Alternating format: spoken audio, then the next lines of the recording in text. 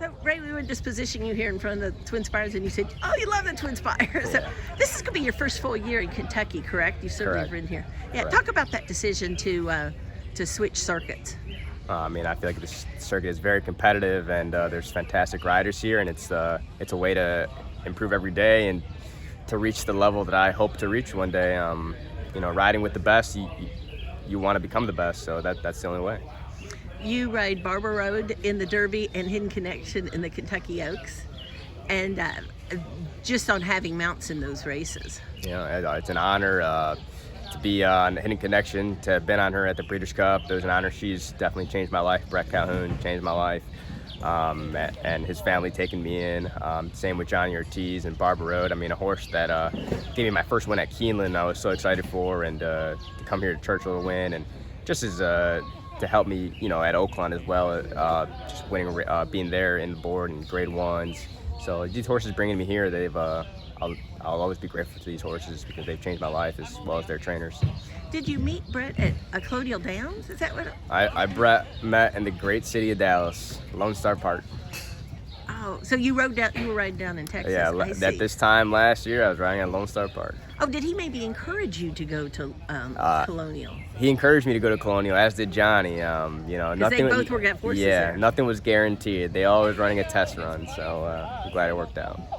Now, you have a really interesting background that you are a college graduate in writing, and my understanding is you were studying to go into what, physical therapy? Yes. Tell us your story.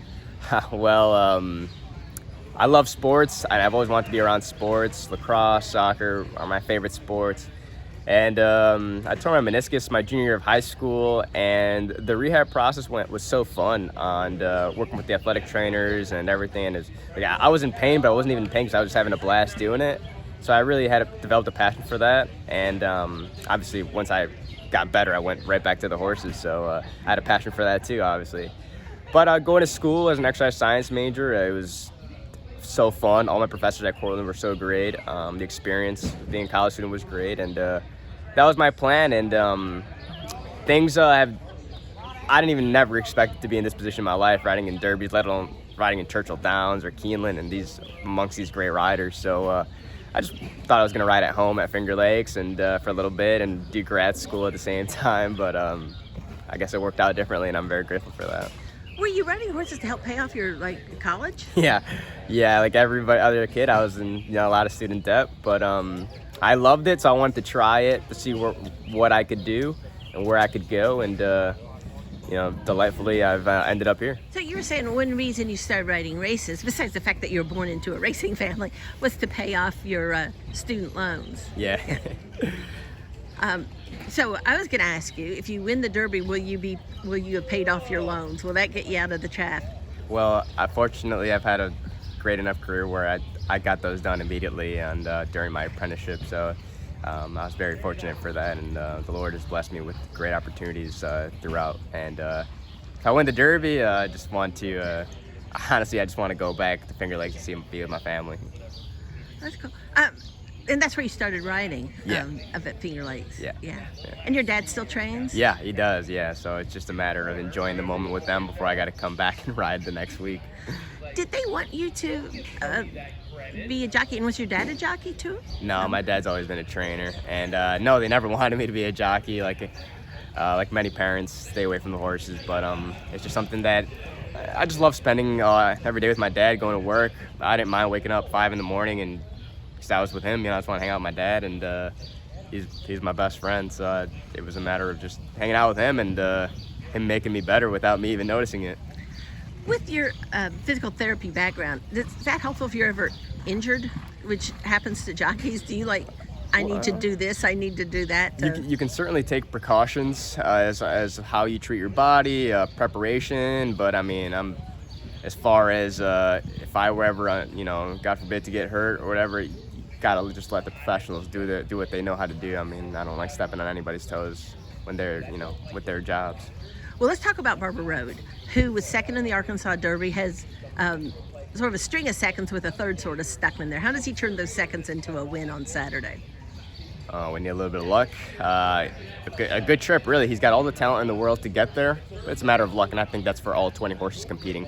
Matter of luck, matter of getting good position, and if he comes, he's going to come running hard at the end. No matter what, he can go a mile and a quarter, and he's been preparing very well for this race. So it's going to be up to me to find those holes and to make it the shortest, easiest way possible for him to get to the winner's circle. Hidden Connection, whom you ride for Brett Calhoun in the Oaks. Talk about her last race when she just got beat a nose by the unbeaten 2-year-old champion Echo Zulu. Yeah, I have to go off of Brett's comment the other day. I believe that race should have been a grade 1. I believe the Louisiana races should be grade 1s as well. I mean, it's a very big difference, and the quality of horses, boys and girls that come from Louisiana, it's just completely a completely different level. And she ran so well. Echo Zulu is the champ. No one's beaten her. She's a talented, super talented filly that we haven't seen in a long time. And for my filly to run as hard as she did, it's very impressive nonetheless. And I do think Hidden's going to appreciate the distance here. We're back at Churchill. She's won here. She's training phenomenal here. She's relaxed. And I think I have everything going for me to hopefully get the result that we desire. How big would that be for you? What's the biggest race you've won heretofore? I'd say either the Pocahontas here or the Tom Fool over at Aqueduct. So do you allow your mind to kind of think about what it would be like to be in the winner's circle on the other side, of the track? And no, I mean, I can't let my mind wander with something I've never had, and I hope to be there, and not for myself. I hope to be there for all the people that are working with these horses, the grooms that take care of them, the connections that have been with them, all the bills that they've had, the breeders that have raised them from they were young, the trainers who've had sleepless nights with these horses, and my family, of course, and the people I grew up with. So I really just want to do well for them.